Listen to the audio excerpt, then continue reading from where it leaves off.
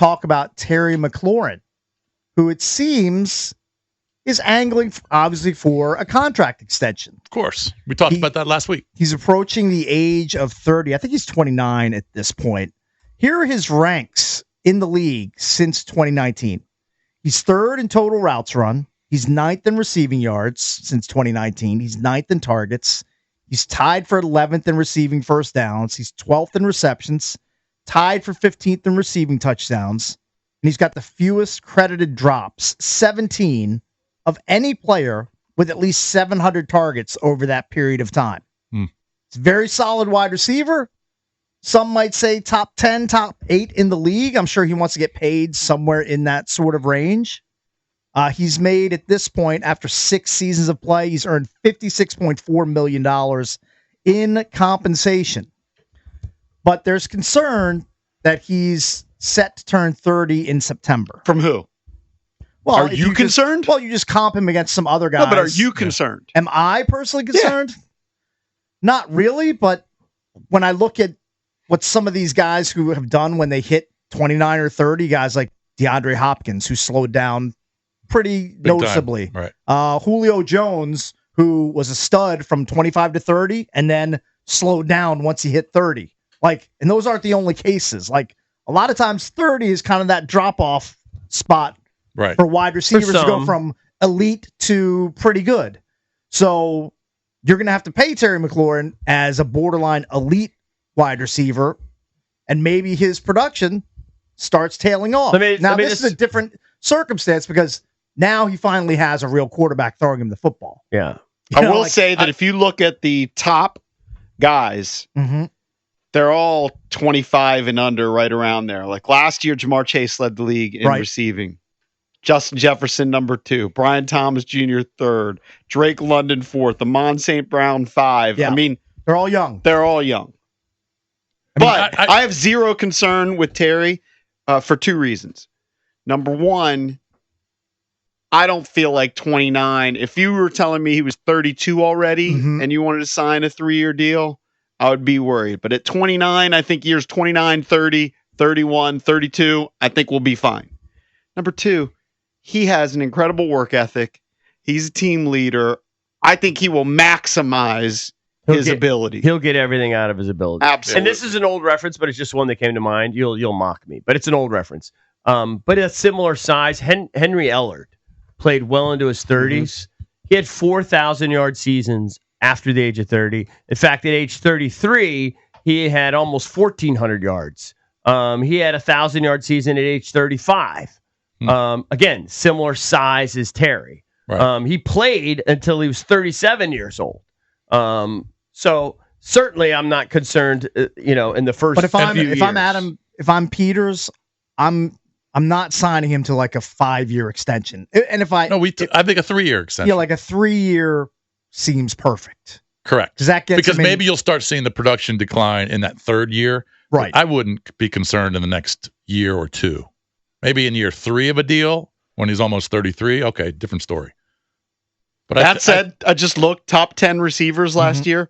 Not one was older than 26. Right. Yeah. I mean, so it's a hard position to play as you get older. Start thinking about. Again, I'm going to give you the exceptions, but Hines Ward had 95 catches at age 33. So, I think a lot of it depends on how you maintain your body, your work ethic. You got to be fortunate too, stay away from injury, all of that, obviously. I just think he's one. I think he's going to be an exception. I think he's going to be one of those guys that'll be productive, certainly into his early 30s. 800-636-1067. Are you worried at all about Terry McLaurin, who skipped the OTAs and is angling for a new contract, that maybe you shouldn't commit to him with such a monster contract for a number of years based on his age? Looking at the top receivers, the one guy who's older than him, who had more yards receiving, was George Kittle. Kittle's 31. Yeah. I don't really count him as a tight end, but I guess it's similar. Well, okay, but he had 78 catches. Right. But also Devontae Adams is older than Terry, and he puts up pretty good numbers for his age. Yes, he's 32. And he had 85 catches last year for 1,063 yards with 8 touchdowns, and he was on 2 teams with Now, poopy quarterbacks. Right. The player they comp him to most likely, as far as like contract size, is Mike Evans. When Mike Evans re-upped for 2 years, I think it was last year, his deal averaged slightly less than the average of the deal that McLaurin signed back in 2022. So some people are theorizing that Terry's going to be lucky just to kind of get whatever he's making now just tacked on as an extension. Like they don't see a big raise coming his way. So a 2-year extension at what?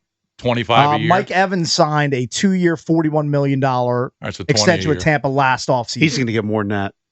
I think he will get more than that because he's younger. Yeah. I mean, Mike Evans is a little bit Slightly. further down the road He's 31. than Terry McLaurin. Evans is 31. I almost feel like they might want to just wait and see what happens this season. Now, McLaurin wouldn't want that. Mm-hmm. But what if Debo's better than McLaurin this year?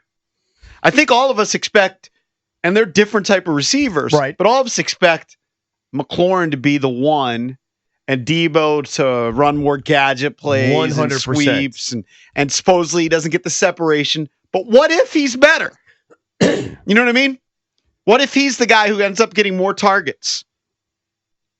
Then maybe, because can you commit money to both of those guys down the road? Well, you got to do it before the season. You're not waiting till the end of the season.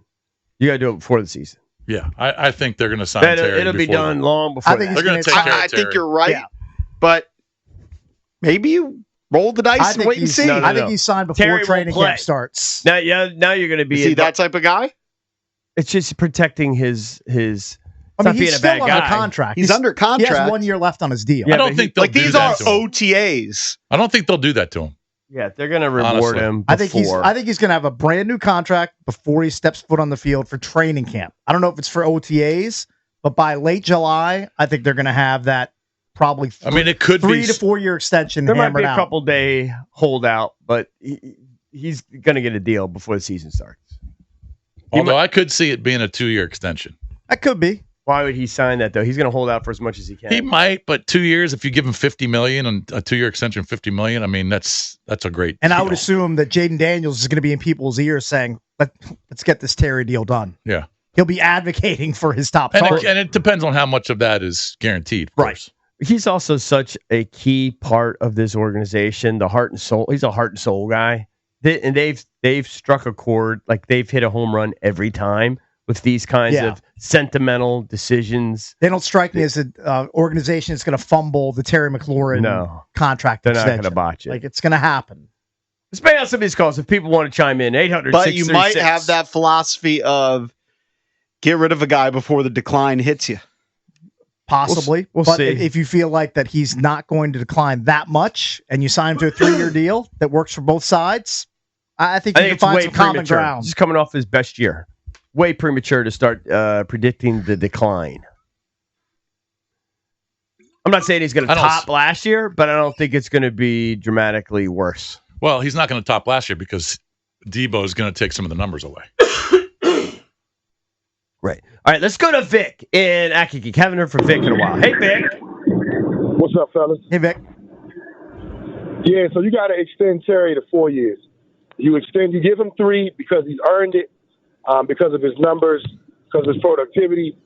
But you also give him 4 with the option to restructure because of his commitment to the organization, his flexibility, and his endurance through multiple offensive coordinators and multiple quarterbacks. And you got to consider also that they have added to the structure and to the potential productivity of the offense as a whole. So Debo Samuels is going to allow him to get more yards because Debo Samuels is going to grab attention across the intermediate parts of the field. When he stretches the field, Terry McLaurin is going to be open. Underneath, he's going to be open. When people have to take their eyes out of the place of the field, he's going to be open, putting him in motion, and he's going to get more productivity. And they have a better offensive line this year, so that's going to increase productivity as well. So you got to give him a 4-year extension because Terry McLaurin has earned it, period. And the Commanders look like they're the organization that make the right decisions at this time. That's fine. But you can add a 4th year because it's all about the guaranteed money that he gets up front. Like, you can say it's a 4-year deal. If he only plays 3, that's fine. Yeah. You can always deal with that 4th year down the road. I'll go with that. Not that worried about that. Now, again, this is a bigger receiver.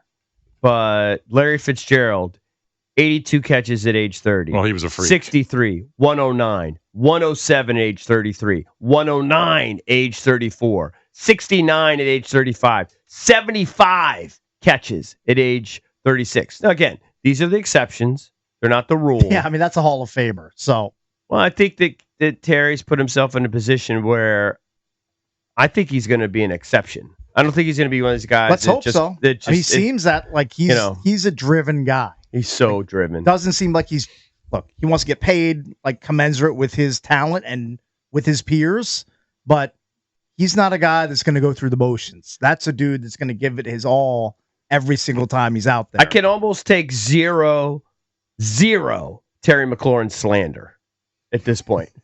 I'm putting myself slander. No one's who's going to slander. Well, I'm just saying, there's like any negative anything. Yeah, I don't think anybody's going to be. I can't. I just can't tolerate it.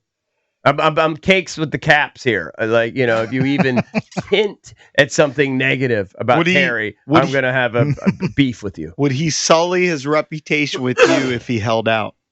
I don't think so. He has to look out for his professional interests. But he is under contract. I know, but Yeah, you but wouldn't a lot have a of guys- problem with him doing that. They're not. A lot of guys. We're not going to go into Especially their at that last position. year. It's kind of Hard ass position. Not to going play. to go into my last year without a deal. If you're of a certain level, You want to get paid. yeah. And I'm not looking for any drop off. And I think he erased any talk that we even entertained of is he really a number one? Oh, he's a number one. Oh, he was last year. He definitely was last year. All right, coming up at 7:45, we'll give you a chance to win a pair of Post Malone tickets. He is coming to Northwest Stadium Monday, June 2nd. And don't forget, at 8 o'clock, we'll have the big drab T-shirt hair transplant reveal right here on the Junkies. That's at 8 a.m., so that's coming up.